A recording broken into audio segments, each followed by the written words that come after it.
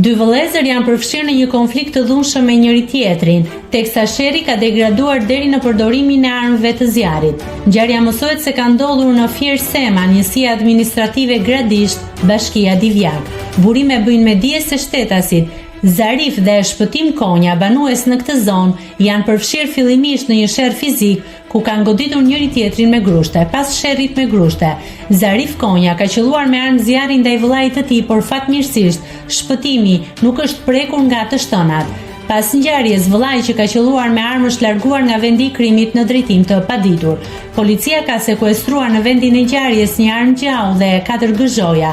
Mësohet se nga të shtënat janë dëmtuar një mjet i parkuar në anë të rrugës dhe tenda e një lavazhi.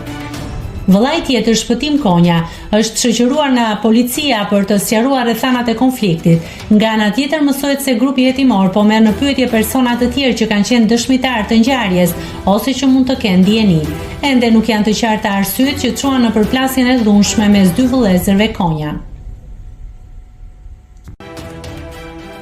Nëse klikoni mbi butonin subscribe, do t'ju shfaqen të gjitha publikimet tona. Ju ftoj t'i bëni subscribe kanalit, të pëlqeni videot dhe të lini komentin tuaj.